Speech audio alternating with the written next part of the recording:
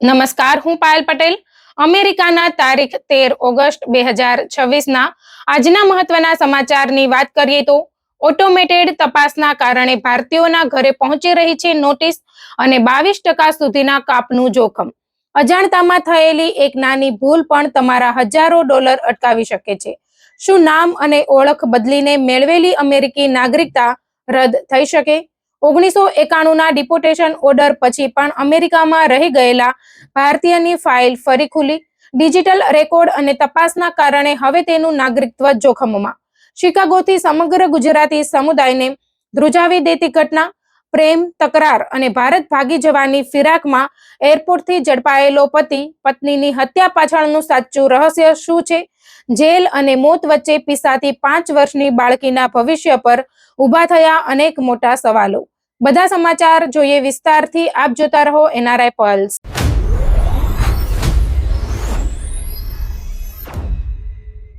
અમેરિકામાં રહેતા ભારતીયો અને ખાસ કરીને ગુજરાતી સિનિયર સિટીઝનો, જો તમે સોશિયલ સિક્યોરિટીનો ચેક મેળવો છો, મેડિકેરનો લાભ લો છો અથવા અમેરિકામાં ટેક્સ રિટર્ન ફાઇલ કરો છો, તો આજના સમાચારને જરાય હળવાશથી ન લેતા.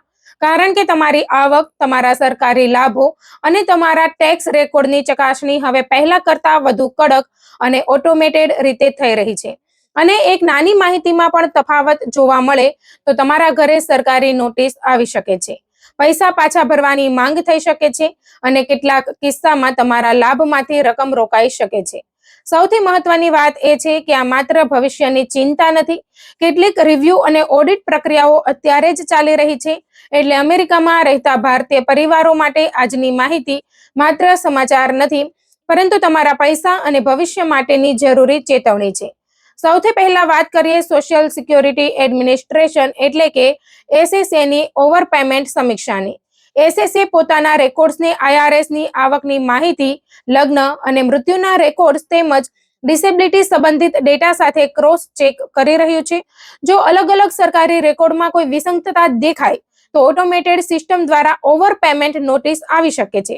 એટલે જો તમને એસએસએ તરફથી કોઈ પત્ર આવે કે તમને અગાઉ વધારે સોશિયલ સિક્યોરિટી બેનિફિટ મળ્યો છે, તો તેને સામાન્ય સરકારી પત્ર સમજીને બાજુ પર ન મૂકી દો. કારણ કે જો એસએસએની ગણતરી ખોટી હોય તો પણ તમારે સમયસર તેનો જવાબ આપવો જરૂરી છે.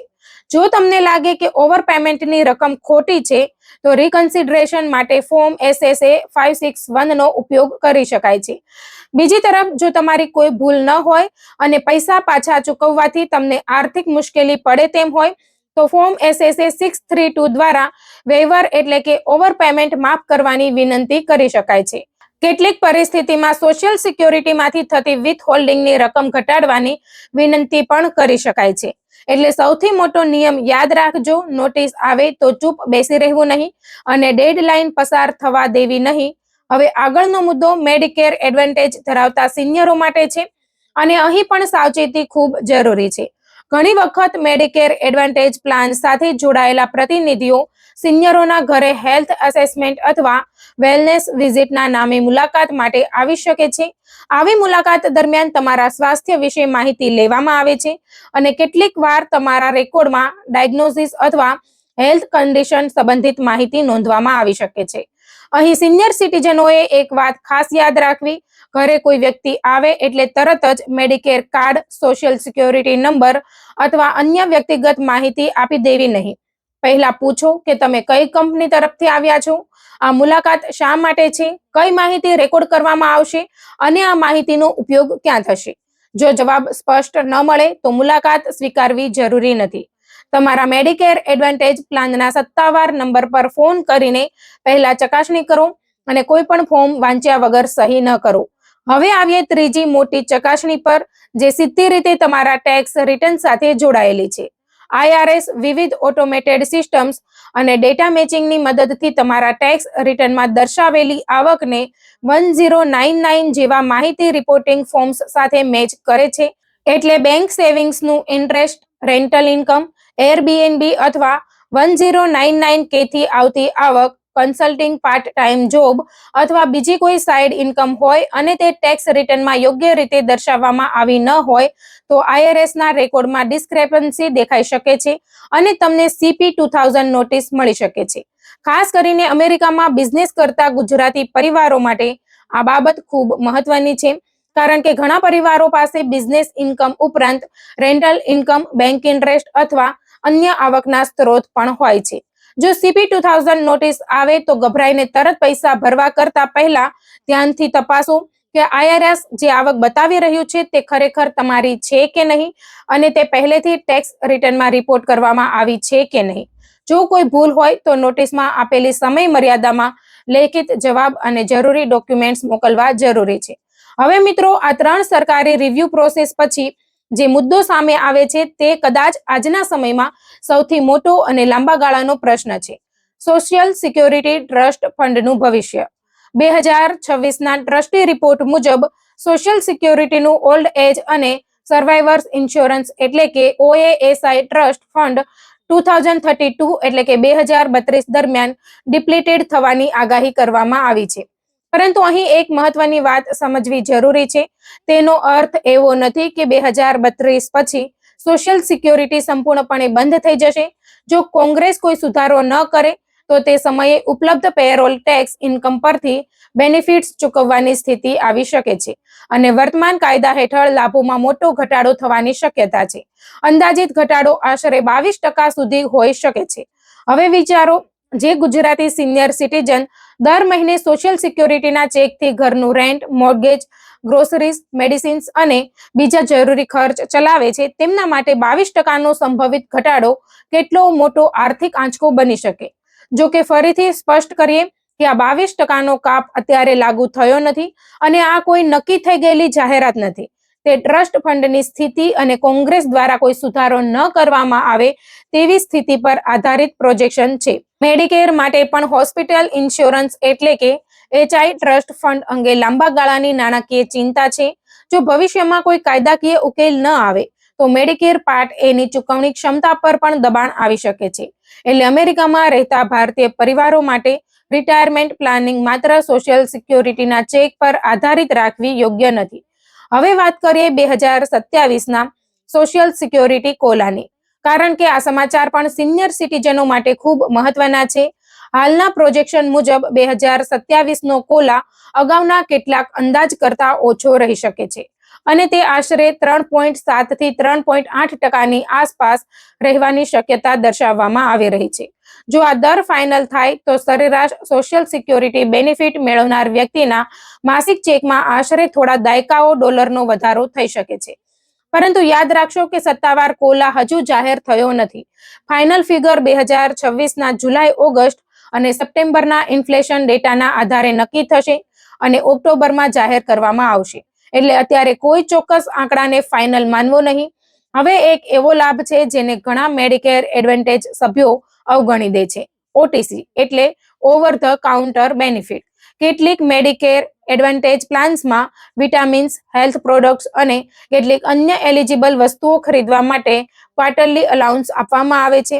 પરંતુ દરેક પ્લાનના નિયમો અલગ હોય છે. કેટલાક પ્લાન્સમાં અનયુઝડ બેલેન્સ આગળ કેરી ફોરવર્ડ થતો નથી.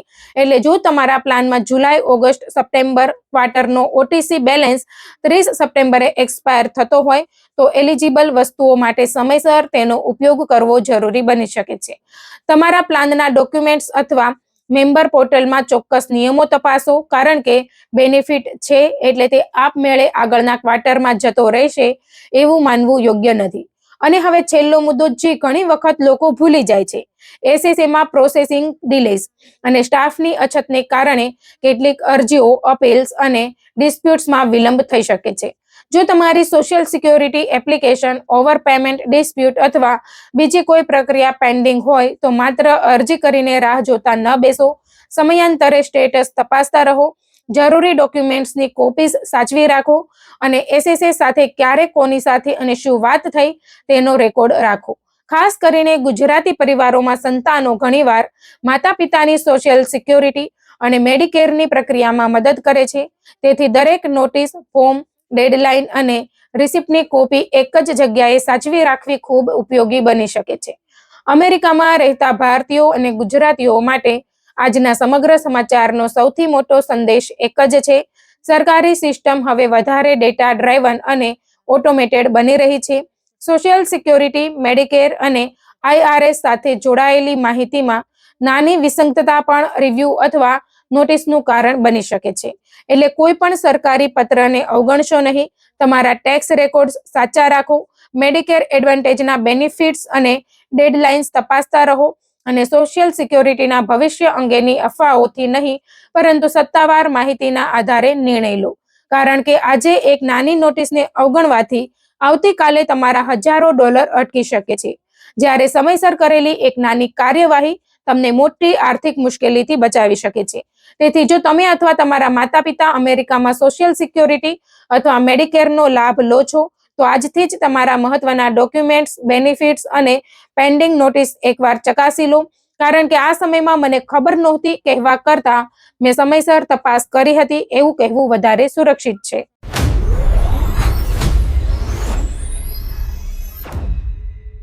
કલ્પના કરો કે કોઈ વ્યક્તિ અમેરિકામાં આવે, પોતાના નામથી અસાયલમ માંગે, કોર્ટમાંથી ડિપોર્ટેશનનો ફાઇનલ ઓર્ડર આવી જાય, દેશ છોડવાને બદલે પોતાની ઓળખ જ બદલી નાખે, નવું નામ, નવી જન્મ તારીખ અને નવી ઇમિગ્રેશન હિસ્ટ્રી બનાવીને ફરીથી કાયદાની પ્રક્રિયામાં પ્રવેશ કરે, ગ્રીન કાર્ડ મેળવી લે અને ત્યારબાદ અમેરિકાની સિટીઝનશીપ પણ મેળવી લે અને પછી લગભગ 36 વર્ષ બાદ અમેરિકન સરકાર તેની જૂની ફાઇલ ખોલીને તેની સિટીઝનશીપ રદ કરવાની કાર્યવાહી શરૂ કરે.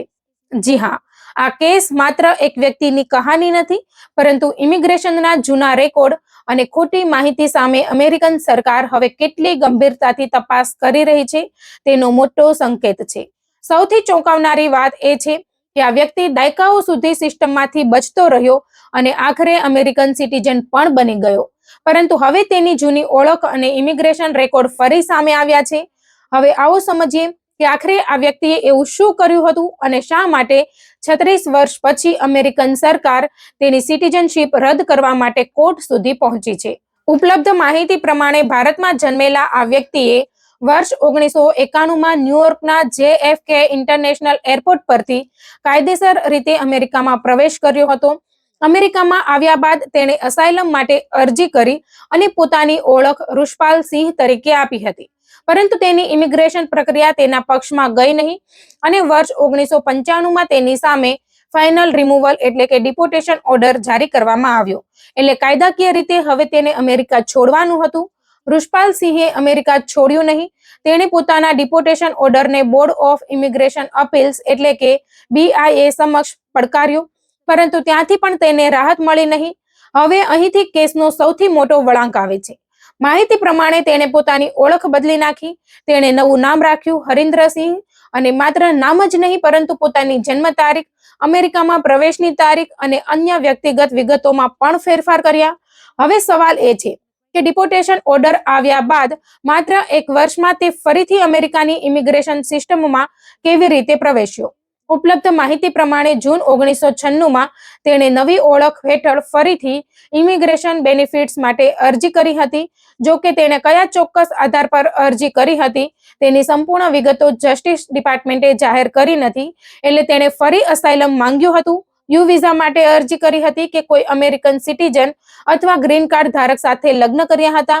તે અંગે સંપૂર્ણ માહિતી ઉપલબ્ધ નથી, પરંતુ સ્પષ્ટ છે કે તેની નવી ઓળખ હેઠળની અરજીને મંજૂરી મળી અને ઓક્ટોબર 2000માં તેનું એડજસ્ટમેન્ટ ઓફ સ્ટેટસ મંજૂર થયું. એટલે તે પરમેનન્ટ રેસિડેન્ટ એટલે કે ગ્રીન કાર્ડ હોલ્ડર બની ગયો.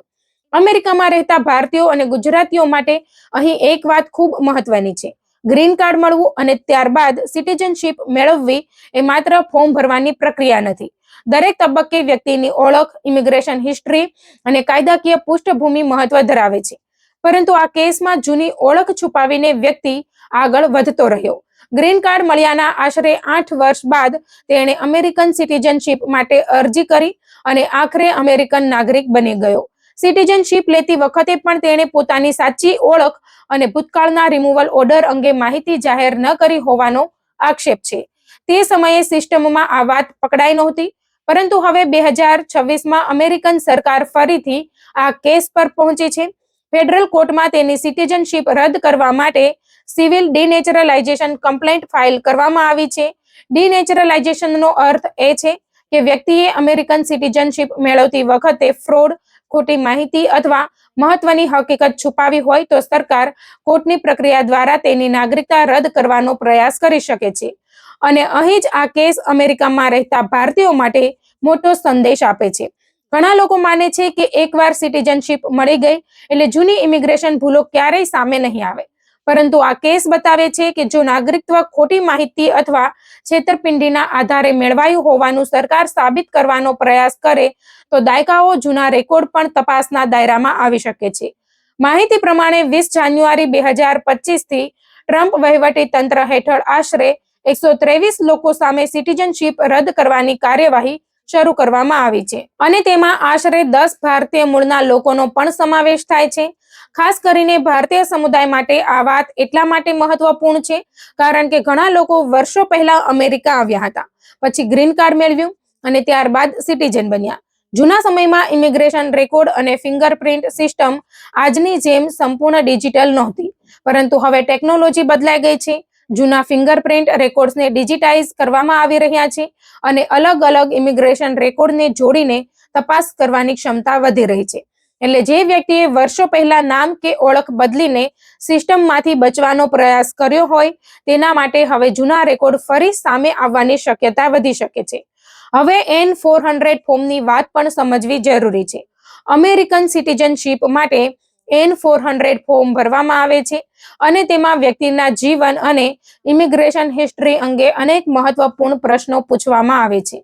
જન્મથી લઈને અમેરિકામાં પ્રવેશ સુધીની વિગતો, અગાઉની ઇમિગ્રેશન અરજી, કાયદાકીય અથવા ગુનાહિત બાબતો અને અન્ય જરૂરી માહિતી સાચી રીતે આપવી પડે છે. જો કોઈ વ્યક્તિ જાણી જોઈને મહત્વની હકીકત છુપાવે અથવા ખોટી માહિતી આપે અને તેના આધારે સિટીઝનશીપ મેળવે તો ભવિષ્યમાં તેની સામે કાયદાકીય કાર્યવાહી થઈ શકે છે. જો કોઈ વ્યક્તિએ ભૂતકાળમાં કોઈ ગેરકાયદેસર કામ કર્યું હોય પરંતુ પોલીસ કેસ ન થયો હોય અથવા કોર્ટમાં કાર્યવાહી ન થઈ હોય તો તેનો અર્થ એ નથી કે તે માહિતી હંમેશા છુપાવી શકાય. N-400 જેવી પ્રક્રિયામાં પૂછાયેલી માહિતીનો જવાબ સાચી રીતે આપવો અત્યંત મહત્વપૂર્ણ છે. એટલે અમેરિકામાં રહેતા ભારતીયો અને ગુજરાતીઓ, જો તમે વર્ષો પહેલા ઇમિગ્રેશન પ્રક્રિયામાં કોઈ ભૂલ કરી હોય, કોઈ નામની સ્પેલિંગમાં તફાવત હોય, જન્મ તારીખમાં ગડબડ હોય, જૂના પાસપોર્ટમાં અલગ વિગતો હોય અથવા અગાઉની કોઈ ઇમિગ્રેશન અરજીમાં અલગ માહિતી આપવામાં આવી હોય તો તેને સામાન્ય બાબત સમજીને અવગણશો નહીં, કારણ કે આજે જે બાબત નાની લાગે છે તે ભવિષ્યમાં મોટી કાયદાકીય સમસ્યા બની શકે છે. ખાસ કરીને જો તમે હવે સિટીઝન છો અથવા સિટીઝનશીપ માટે અરજી કરવાની તૈયારી કરી રહ્યા છો તો તમારી જૂની ઇમિગ્રેશન ફાઇલ એક વખત નિષ્ણાંત ઇમિગ્રેશન એટર્ની પાસે તપાસવી સમજદારી ભર્યું પગલું બની શકે છે. અને આ સમગ્ર કેસનો સૌથી મોટો મુદ્દો યાદ રાખો, અમેરિકન સિટીઝનશીપ ખોટી માહિતી અથવા મહત્વની હકીકત છુપાવીને મેળવાઈ હોવાનું સરકાર કોર્ટમાં સાબિત કરી શકે તો દાયકાઓ બાદ પણ ડિનેચરલાઇઝેશનની કાર્યવાહી થઈ શકે છે. 36 વર્ષ જૂની ઓળખ ફરી સામે આવવાનો આ કેસ બતાવે છે કે અમેરિકન ઇમિગ્રેશન સિસ્ટમમાં જૂના રેકોર્ડ આજે પણ મહત્વ ધરાવે છે. તેથી જો તમે અમેરિકામાં રહો છો, તમારા માતા પિતા વર્ષો પહેલા અમેરિકા આવ્યા હોય અથવા પરિવારના કોઈ સભ્યએ જૂની ઇમિગ્રેશન પ્રક્રિયા અલગ નામ કે અલગ દસ્તાવેજો સાથે પૂર્ણ કરી હોય તો એક વાત ચોક્કસ યાદ રાખજો, જૂની ફાઇલ એટલે ભૂલી ગયેલી ફાઇલ એવું માનવું હવે જોખમી બની શકે છે. આજના ડિજિટલ યુગમાં જૂના રેકોર્ડ, બાયોમેટ્રિક્સ અને ઇમિગ્રેશન હિસ્ટ્રીને ફરીથી જોડીને તપાસવાની ક્ષમતા પહેલા કરતાં ઘણી વધારે છે.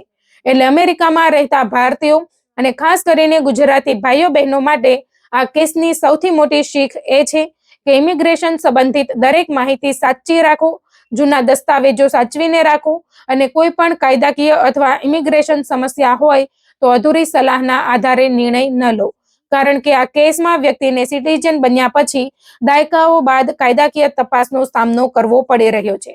હવે સવાલ માત્ર સિટીઝનશીપનો નથી, પરંતુ જો ડિનેચરલાઇઝેશનની કાર્યવાહી સફળ થાય તો તેની ઇમિગ્રેશન સ્થિતિ અને અમેરિકામાં રહેવાના અધિકાર પર પણ ગંભીર અસર પડી શકે છે. એટલે અમેરિકામાં રહેતા ભારતીયો અને ખાસ કરીને ગુજરાતી ભાઈઓ બહેનો, જો તમારી ઇમિગ્રેશન હિસ્ટ્રી સંપૂર્ણપણે ક્લીન છે તો ગભરાવાની જરૂર નથી. પરંતુ જો ભૂતકાળમાં કોઈ ખોટી માહિતી, ઓળખ સંબંધિત ગડબડ અથવા મહત્વની હકીકત છુપાવવામાં આવી હોય તો તેને હળવાશથી ન લો, કારણ કે અમેરિકામાં હવે માત્ર આજના દસ્તાવેજો જ નહીં પરંતુ વર્ષો જૂની ઓળખ પણ તપાસના કેન્દ્રમાં આવી શકે છે. અને 36 વર્ષ જૂનો આ કેસ તેનું મોટું ઉદાહરણ બનીને સામે આવ્યો છે.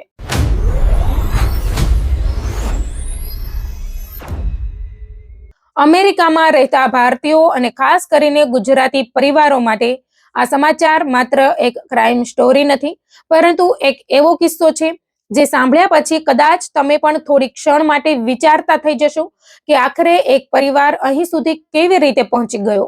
કલ્પના કરો, જે વ્યક્તિ સાથે જીવનભર રહેવાના સપના જોયા હોય, જેની સાથે અમેરિકા આવીને નવી જિંદગી શરૂ કરી હોય, જેની સાથે દેવું ચૂકવ્યું હોય, મહેનત કરી હોય, પોતાના બાળકનું ભવિષ્ય બનાવવાનું વિચાર્યું હોય, એ જ વ્યક્તિ પર થોડા સમય બાદ હત્યાનો આરોપ લાગી જાય. અને સૌથી વધુ દુઃખદ વાત એ છે કે આ આખી કહાનીમાં એક 5 વર્ષની માસૂમ બાળકી છે, જેની પાસેથી એક સાથે માતા અને પિતા બંનેનું જીવન છીનવાઈ ગયું છે. શિકાગોના આલ્બની પાર્ક વિસ્તારમાં બનેલી આ કથિત હત્યાની ઘટનાએ ગુજરાતી સમુદાયમાં ચકચાર મચાવી છે. આરોપ છે કે અંકુર પટેલ નામના ગુજરાતી યુવકે પોતાના જ અપાર્ટમેન્ટમાં પોતાની પત્ની પર ચાકુથી હુમલો કર્યો, જેમાં મહિલાનું મોત થયું. ત્યારબાદ અંકુર ઘટના સ્થળેથી ફરાર થઈ ગયો હતો, પરંતુ પોલીસના જણાવ્યા મુજબ માત્ર આશરે 9 કલાકની અંદર તેને શિકાગો એરપોર્ટ પરથી પકડી લેવામાં આવ્યો. સૌથી ચોંકાવનારી વાત એ છે કે તે ભારત ભાગી જવાની તૈયારીમાં હતો એવો આરોપ છે. હવે તેના પર ફર્સ્ટ ડિગ્રી મર્ડરનો ગંભીર આરોપ મૂકવામાં આવ્યો છે અને તેને ડિટેન્શન હિયરિંગ માટે કોર્ટ સમક્ષ રજૂ કરવામાં આવ્યો છે. પરંતુ અમેરિકામાં રહેતા ભારતીયો એક મિનિટ અહીં રોકાઈને વિચારજો. આ ઘટના પાછળ માત્ર એક હત્યા નથી, પરંતુ છેલ્લા કેટલાક સમયથી ચાલતા એક સંબંધના વિવાદની એવી કહાની છે જેના અનેક પાસા હવે ધીમે ધીમે સામે આવી રહ્યા છે. અને આ કહાનીમાં આગળ જે વાત સામે આવી છે તે કદાચ તમને સૌથી વધુ ચોંકાવી શકે છે. અહેવાલો અનુસાર અંકુર, તેની પત્ની અને તેમની 5 વર્ષની દીકરી આશરે 3 વર્ષ પહેલા અમેરિકા આવ્યા હતા. તેઓ અગાઉ મિશિગનમાં રહેતા હતા અને અમેરિકા આવ્યા પછી પરિવાર પોતાના પગ પર ઊભો થવા માટે સંઘર્ષ કરી રહ્યો હતો. અંકુર દિવસ રાત મહેનત કરીને પરિવારનું દેવું ચૂકવી રહ્યો હતો અને તેની પત્ની પણ નોકરી કરતી હતી. એટલે શરૂઆતમાં આ પરિવાર પણ બીજા અનેક ભારતીય પરિવારોની જેમ અમેરિકામાં મહેનત કરીને સારું ભવિષ્ય બનાવવાનું સપનું લઈને આવ્યો હતો. બંનેએ એકબીજાના નામના ટેટુ પણ કરાવ્યા હતા, એટલે સંબંધમાં ક્યારેક ખૂબ જ નજીકપણું હતું તેવું પણ કહેવાય છે. પરંતુ પછી આ સંબંધમાં એવી તિરાડ પડી કે આખરે વાત કથિત હત્યા સુધી પહોંચી ગઈ. અહેવાલો મુજબ અંકુરની પત્નીના જીવનમાં જય નામના એક યુવકની એન્ટ્રી થઈ હતી, જે તેની ઉંમર કરતા આશરે 10 વર્ષ નાનો હતો. આ સંબંધને લઈને પતિ પત્ની વચ્ચે તકરાર શરૂ થઈ હોવાનો દાવો છે. ત્યારબાદ પત્ની પોતાના પ્રેમી સાથે ઘર છોડીને ચાલી ગઈ હોવાની માહિતી સામે આવી છે. થોડા સમય સુધી તે પ્રેમી સાથે રહી અને પછી પાછી આવી હતી, પરંતુ કહાની અહીં પૂરી થઈ નહોતી. બાદમાં તે પોતાની 5 વર્ષની દીકરીને અંકુર પાસે છોડીને ફરી વર્જિનિયા ગઈ અને ત્યાં પ્રેમી સાથે રહેવા લાગી હોવાનો અહેવાલ છે. હવે અહીં એક બીજી ચોંકાવનારી ઘટના સામે આવે છે. પ્રેમી અને પત્ની વર્જિનિયાની એક મોટેલમાં નોકરી કરતા હોવાની માહિતી છે. ત્યાં બંને વચ્ચે કથિત રીતે ઝઘડો થયો અને પત્ની મોટેલમાંથી નીકળી ગઈ. બીજી તરફ પ્રેમી પર મોટેલમાં ચોરી કરીને ગાયબ થઈ જવાનો પણ આરોપ લાગ્યો હોવાના અહેવાલ છે. જો કે ત્યારબાદ બંને ફરી એક થયા હોવાની વાત પણ સામે આવી રહી છે. એટલે તમે સમજી શકો છો કે આ આખા સંબંધમાં કેટલા વળાંકો આવ્યા હતા. પરંતુ આ કેસને વધુ ગંભીર બનાવતી એક બીજી બાબત છે પહેલાના વાયરલ વિડીયો. પત્ની પહેલીવાર ઘર છોડીને ગઈ ત્યારે અંકુરે રડતા રડતા એક વિડીયો બનાવ્યો હતો અને પોતાની વ્યથા વ્યક્ત કરી હતી. આ વિડીયોમાં તેણે પત્નીના જવાથી પોતાને કેટલો આઘાત લાગ્યો છે તે બતાવ્યું હોવાનો દાવો છે. બીજી તરફ પત્નીએ ભૂતકાળમાં અંકુર સામે ગંભીર આક્ષેપો કર્યા હતા. તેના કહેવા મુજબ અંકુર દારૂ પીને તેને મારતો હતો અને તેનો પગાર પણ પોતાની પાસે રાખી લેતો હતો.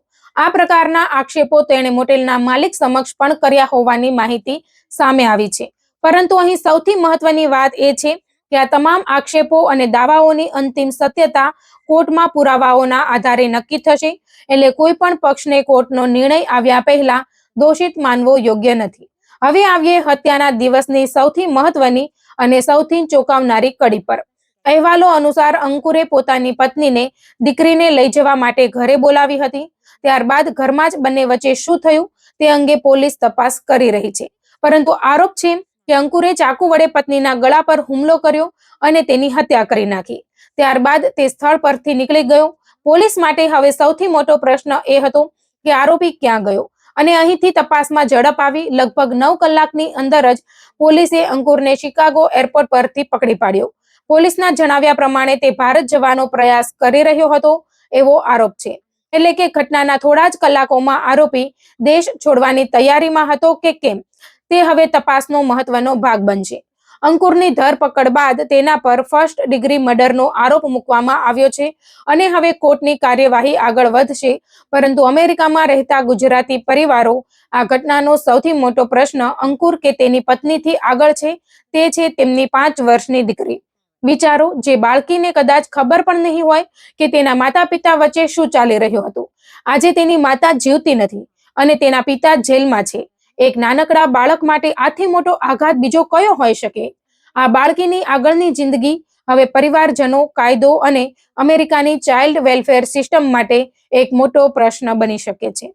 અને અમેરિકામાં રહેતા આપણા ભારતીય પરિવારો માટે અહીં એક ખૂબ જ મહત્વનો સંદેશ પણ છે.